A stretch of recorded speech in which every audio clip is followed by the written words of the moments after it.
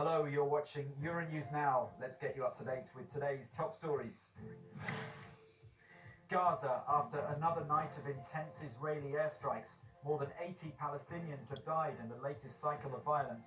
But Benjamin Netanyahu says this is just the beginning.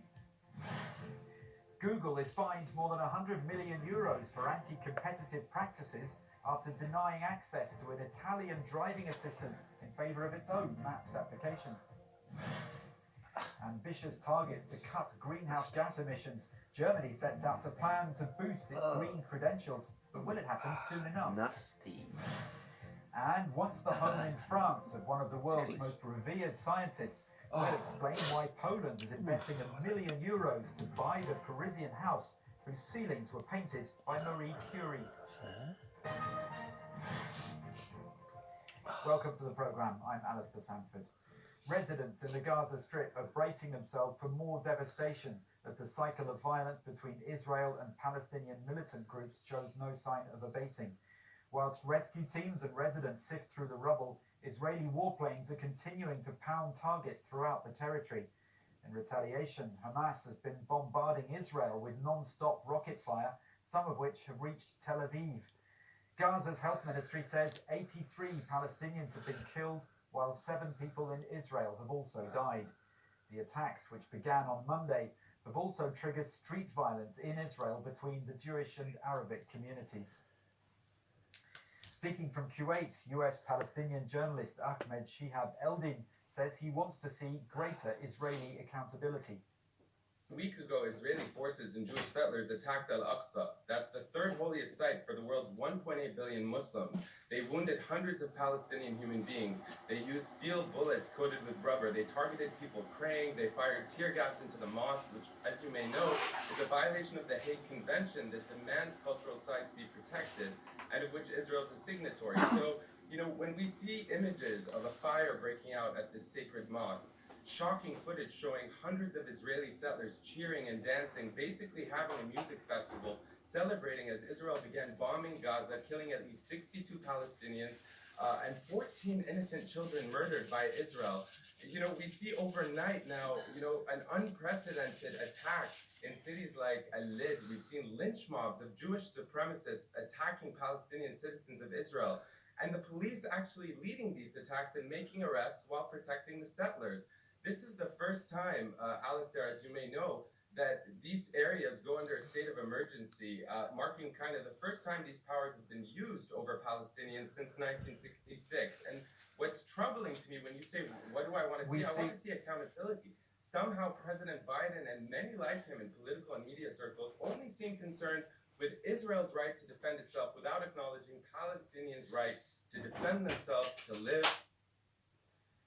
Amnon Be'eri Sulitsianu, who's co-CEO of non-profit organization Abraham Initiatives, says people in Israel are also fearful. People who are not really used to spending time in bomb shelters found themselves in a lot of anxiety, trying to protect themselves, their families and children, and spending, as I said, many, many hours in bomb shelters. By no means this is compared to Gaza. I think in Gaza the situation is much worse. But nevertheless, Israelis, generally speaking, believe the center and northern parts of Israel are not used to this type of rocket attacks. Now, a lot of the focus, obviously, at the moment is on the conflict between Israel and Hamas and the exchanges in Gaza, the rocket fire. What about the wider picture here? It sometimes gets lost when events get overtaken like this. So this is another round in this very, very long conflict. I think that most of Israelis understand that eventually this situation will be solved only by a long-term or, if you like, permanent solution to the Israeli-Palestinian crisis, the occupation.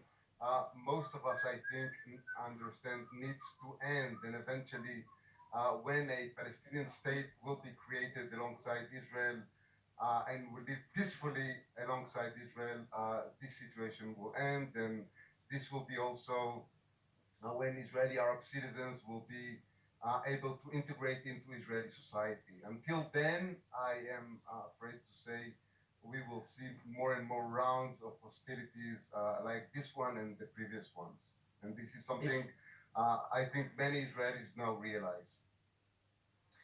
Muslims around the world are celebrating the festival of Eid al-Fitr that marks the end of the holy month of Ramadan. In many countries, it's the first time in 2 years that the religious gatherings have been able to take place. But the ongoing conflict and rising death toll in Gaza are making for muted celebrations. Neil O'Reilly has the story. Somber and subdued, Muslims gathered to celebrate Eid at Jerusalem's Al-Aqsa Mosque, the epicenter of this latest eruption in violence. And a tense calm, too, in war-ravaged Gaza.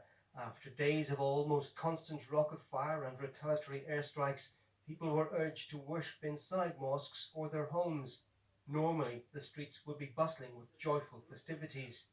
In many countries, Muslims marking the occasion have offered prayers for the people of Gaza.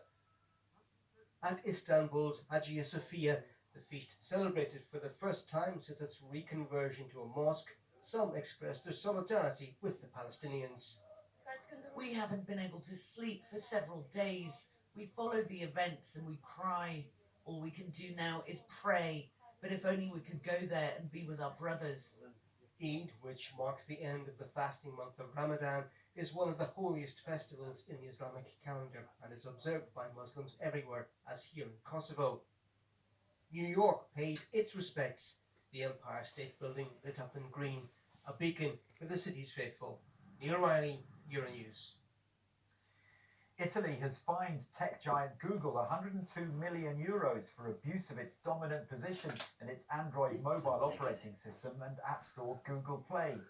The country's competition watchdog said Google did not allow JuicePass, an electric vehicle services app, to operate on Android Auto, a feature which allows apps to be used while driving.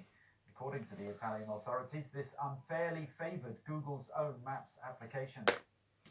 Well, for more on this story, let's join our reporter Brian Carter, who's in Brussels for us. Brian, what more can you tell us about this move by Italy's watchdog?